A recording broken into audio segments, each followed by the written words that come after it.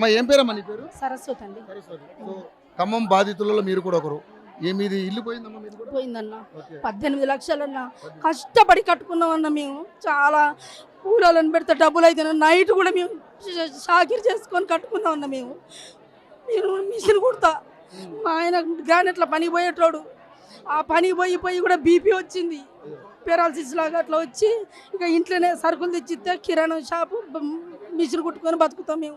మా పిల్లగాని చదివించుకుంటాను అండి, కానీ ఆ పిల్లల చదువులు కూడా ఇప్పుడు డిస్టర్బెన్స్ ఉంది. సో ఏంటమ్మా అసలు మీకేం అంటే అధికారులు వచ్చి మేము కూలుస్తాం ముందుగా ఏం చెప్పలేదు? అసలు ఒక్క మాట కూడా చెప్పలేదండి. అట్లా చెప్పలేదు. మేము సింహాల్లాగా మా గుడిచెల్లలు ఉన్నాము, పందుల్లాగా గుంపులు వచ్చి మా ఇల్లు గొలగొచ్చినాయి. పందుల్లాగా వచ్చిర్రు గుంపులు. అది అట్లా మమ్మల్ని అన్యాయం చేసిర్రు.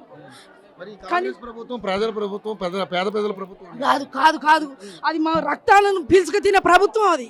కానీ మా భూముల వాసులతోటే ఆ కాంగ్రెస్ ప్రభుత్వం సర్వనాశనం అయిపోతుంది. అది సర్వనాశనం అయిపోతుంది. అది మా శాపం ఉట్టిగా పోదు, మా కన్నీళ్ళు ఉట్టిగా వృధా కావు. మా కష్టపడ్డ కన్నీళ్ళు మా వృధా కావు. మా కోసం భూదాన భూములు అంటున్నారు, కానీ ఆక్రమించుకున్నారని ఇప్పుడు ప్రభుత్వం ఒక ప్రాపగాండా చేస్తుంది. ఏది నిజం? అది భూదాన భూమి అండి. అది భూదాన భూమి. వాడే బోర్డు పెట్టిండు కదా, భూదాన భూమి అని బోర్డు పెట్టిండు కదా. ప్రభుత్వ భూమి అంటున్నారు. లేదు, భూదాన భూమి అది బోర్డు వాడు పెడితేనే రగన్నోళ్ళు వచ్చినోడు పీకేసి పారేసిండు.